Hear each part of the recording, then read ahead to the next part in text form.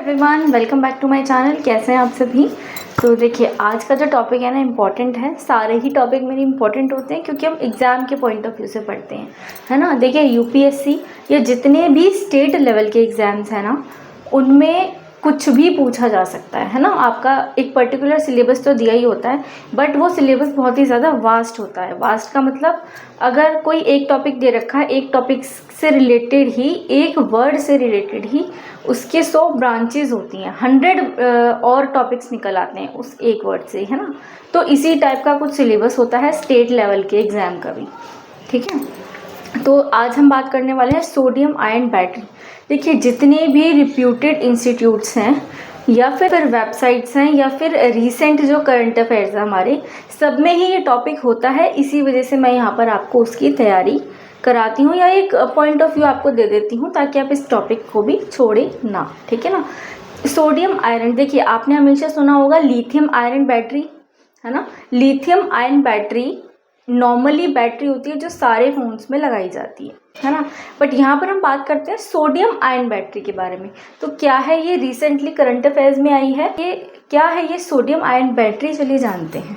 और exam point of view से क्या क्या इंपॉर्टेंट इसके बारे में पढ़ना है और कौन कौन से एक्सपेक्टेड क्वेश्चन है, वो मैं आपको वीडियो के एंड में बता दूँ। देखिए, साइंस एंड टेक्नोलॉजी जो डिपार्टमेंट है, department of science and technology, इस डिपार्टमेंट की जो रिसर्च टीम है उसने क्या न्यू रिसर्च करी है कि जो हमारी लिथियम बैटरी थी, ठीक है, उससे कहीं ज़्यादा बेटर काम कर सकती है हमारी सोडियम आयन बैटरी, ठीक है।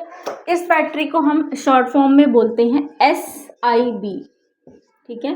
SIB का मतलब सोडियम आयन बैटरी, ठीक है। कौन से डिपार्टमेंट ने, देखिए एग्जाम में डिपार्टमेंट का नाम पूछा जाता है, ठीक है। कोई भी मिनिस्ट्री से कोई भी स्कीम लॉन्च हुई हो, गवर्नमेंट वेबसाइट कोई उद्घाटन हुआ हो या कोई भी नई स्कीम आई हो, तो ऑब्वियसली हमें उसके मिनिस्ट्री तो ज़रूर याद करनी है, ठीक है, कि कौन सी मिनिस्ट्री से। क्योंकि एग्ज़ाम में क्वेश्चन आता है कि ये वाली जो स्कीम है ये कौन सी मिनिस्ट्री ने जारी करी है। तो आपको मिनिस्ट्रीज़ का नाम बहुत अच्छे से आना चाहिए, कोई भी स्कीम हो, ठीक है। तो यहाँ पर कौन से डिपार्टमेंट ने लॉन्च की है, department of science and technology. देखिए नेक्स्ट, किस पर्पस के लिए यूज़ होती है। देखिए, कोई भी रिसर्च होती है या कोई भी न्यू इन्वेंशन होता है तो वो होता है किसी पर्पस के लिए। तो यहाँ पर वो पर्पस था सुपर फास्ट चार्जिंग के लिए, ठीक है। इस बैटरी की क्षमता इतनी होती है कि सपोज़ आपको 80% बैटरी मिल जाती है मात्र 6 मिनट्स में। 6 मिनट्स में 80% जो आपकी बैटरी है वो चार्ज हो जाएगी, ठीक है। तो सुपर फास्ट चार्जिंग से के प्रिंसिपल पे, मतलब प्रोवाइड करता है आपको super fast charging. Rechargeable battery होती है, मतलब एक बैटरी है, सोडियम आयन बैटरी एक टाइप ऑफ बैटरी है जो कि रिचार्जेबल बैटरी है। टाइप कौन सा है इसका, रिचार्जेबल बैटरी का, ठीक है। इसमें क्या होता है, काम कैसे करती है ये, ठीक है। तो ये काम करती है यूजिंग सोडियम आयंस यानी कि Na, सोडियम आयंस से काम करती है, ठीक है। पॉजिटिव और नेगेटिव दोनों, ठीक है। मतलब जो लिथियम वाली जो हमारी बैटरी थी, लिथियम बैटरी में क्या होता था, हमारे पास लिथियम के आयंस होते थे, ठीक है। सेम उसी तरीके से काम करेगी, सिर्फ क्या चेंज है, लिथियम के आयन की बजाय यहाँ पर सोडियम के आयंस काम करेंगे, ठीक है। अब एक बार इसकी वर्किंग ज़रूर देख लेते हैं। देखिए, अब पढ़ते हैं इसकी वर्किंग की, ये काम कैसे करता है। बेसिकली ये पूरा सेटअप होता है, ठीक है। ये हमने लिया है इलेक्ट्रोलाइट, ये हमने क्या लिया है, इलेक्ट्रोलाइट।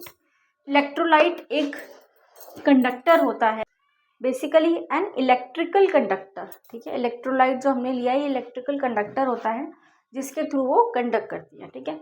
अब यहाँ पर क्या होता है, पहले हम इसमें इसकी वर्किंग हम 2 फेज में पढ़ेंगे। सबसे पहले आता है डिस्चार्जिंग और दूसरा आता है चार्जिंग। डिस्चार्ज और चार्ज कैसे होगा ये, ठीक है। सबसे पहले पढ़ते हैं डिस्चार्ज के बारे में। देखिए, ये है सोडियम आयन, ठीक है, ये है एनोड, ये है कैथोड। आपने सबने पढ़ रखा है 10th 12th में, आपने सबने एनोड कैथोड सब पढ़ रखा होता है ना। और देखिए 10th क्लास के लिए भी मैं यहाँ पर एक सीरीज़ लेकर आने वाली हूँ जिसमें साइंस एंड टेक्नोलॉजी का पूरा बेस होगा, ठीक है, पूरा बेस होगा साइंस एंड टेक्नोलॉजी का। जो NCERT की किताबें हैं पूरा वर्ड टू वर्ड यहाँ पर रटवा तो मैं नहीं सकती, बट आपको टॉपिक्स इतने अच्छे से कवर करवा दूंगी कि आप अपनी उसको लैंग्वेज में बहुत अच्छी तरीके से लिख सकते हो। इतना अच्छे से करवा दूंगी कि सिर्फ डायग्राम लर्न करने से ही आप उसको जो भी रिटर्न वर्क है वो आराम से लिख सकते हो।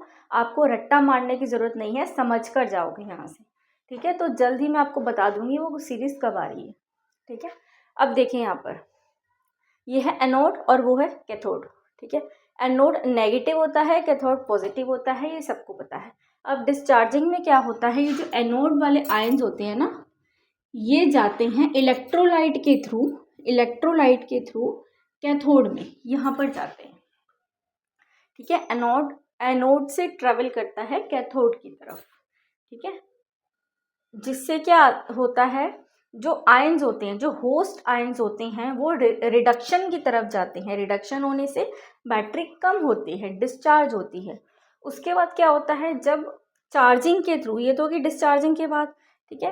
बेसिकली ये जो इलेक्ट्रोलाइट होता है ना, ये क्या करता है, जो फ्लो ऑफ करंट होता है, जो भी करंट यहाँ से ट्रेवल करता है, जो फ्लो करता है, ठीक है, वो क्रिएट करता है एक पोटेंशियल डिफरेंस, ठीक है। पोटेंशियल डिफरेंस क्रिएट करता है जिसकी वजह से ये पूरा फिनोमिना होता है। अब चार्जिंग की तरफ से क्या होता है, डिस्चार्जिंग हो गया, एनोड से कैथोड की तरफ इलेक्ट्रोलाइट के थ्रू आयंस है वो ट्रेवल करते हैं, जिससे कि हमारी बैटरी है, बैटरी लेवल है जो हमारा वो डिस्चार्ज होता है, कम होता रहता है, ठीक है।